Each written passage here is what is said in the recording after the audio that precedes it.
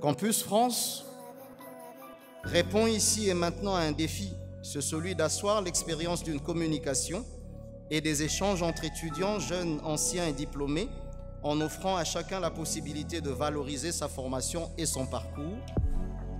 C'est aussi et par ailleurs ouvrir au métier les cimes du savoir et au savoir les portes du métier.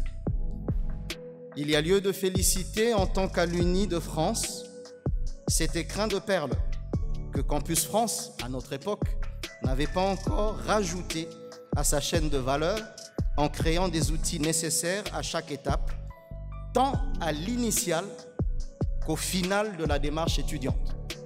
Revenir sur la structure d'une compagnie d'assurance, parce que ce qui intéresse pour vous, c'est de savoir quels sont les métiers. Il y a des métiers d'expertise, parce qu'on aura besoin d'experts indépendants. Nous avons, dans une banque classique, mais chez nous en particulier, vous avez la direction générale, bien évidemment, qui donne les orientations de la banque. Ce salon n'arrive pas par hasard, il est le reflet d'une priorité, une priorité diplomatique française, et une priorité de renouvellement du partenariat entre l'Afrique et la France. Le président Macron, justement, il y a 3 ans, dans un pays d'Afrique, à Ouagadougou, avait voulu donner un accent particulier à la jeunesse africaine, un rôle particulier dans le renouvellement attendu du partenariat entre l'Afrique, la France et l'Europe. Et quand on parle de jeunesse, on parle aussi, bien sûr, de pérenniser le partenariat, mais pour que la jeunesse puisse pérenniser le partenariat, il faut qu'elle puisse être formée, qu'elle s'épanouisse. L'épanouissement passe en grande partie, et vous êtes ici toutes et tous bien placés pour le savoir, par des études et puis la recherche de débouchés tout à fait légitimes, un travail, des perspectives de carrière. J'ai besoin de leaders, j'ai besoin de personnes qui assumeront leurs responsabilités et se diront et qui accepteront le fait qu'être leader, c'est pas facile. Mais suivez votre cœur surtout. Au départ, suivez votre cœur.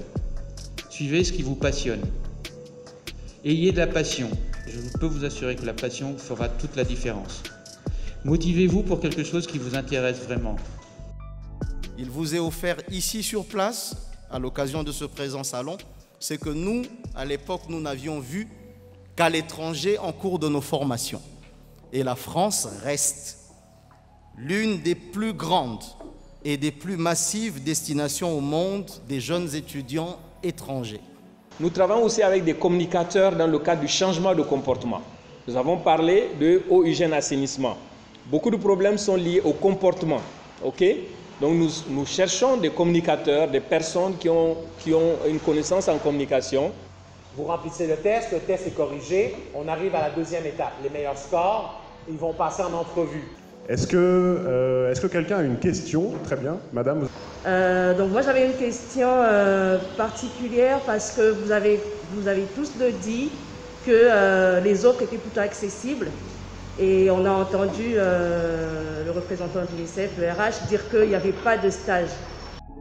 Ce que j'ai vécu comme parcours, je ne pense pas que ça aurait été possible ailleurs. Vous avez l'opportunité d'aller en France, profitez-en. Ils ont de très bonnes universités, de très hauts niveaux. Il faut être sérieux, il faut vous appliquer. Et puis revenez ici pour créer de l'emploi. Parce que depuis 100 ans, on est en train de tourner en rond. Donc, la seule solution, c'est former des cadres de très haut niveau et de très bonne qualité. Je vous souhaite bonne chance. C'est un privilège d'aller étudier en France dont j'ai bénéficié. Et surtout, bonne chance. Bien, Okapi Service, en direct de l'Institut français de Kinshasa. Nous avons pu aborder ces questions que se posent tous ces jeunes ici. Ça veut dire quel métier faire en RDC, quel métier recruter, quelle formation suivre. Est-ce que vous offrez par exemple des opportunités de stage aux étudiants qui terminent dans cette école-là pour venir passer quelques temps chez vous? Effectivement, on envisage de commencer à accueillir des stagiaires. Mais l'intérêt d'accueillir un stagiaire, c'est bon, il faut qu'il en retire quelque chose. Donc il faut pouvoir aussi avoir le temps de le prendre en charge, de le former, de lui expliquer, parce qu'on est dans un métier qui est très théorique également. La difficulté des recrutements vient de différents niveaux et je pense que une des choses, en effet, j'en ai parlé un peu dans ce qu'on recherchait comme profil, mais parfois c'est la difficulté d'avoir des gens qui sont prêts à justement vivre dans ce type de domaine-là. Alors nous, pour contourner cela, nous passons essentiellement par des concours. Donc il y a d'abord en fonction d'un profil, en fonction du besoin, nous lançons des offres et nous passons des concours, des recrutements. Après le concours écrit, il y a toujours une interview pour détecter le meilleur. C'est en fonction aussi de l'activité que nous recrutons. Donc nous recrutons pour des périodes très courtes. Après, pour des postes à plus long terme, nous sommes aussi demandeurs, très demandeurs, j'en parlais encore ce matin dans une table ronde, de middle management.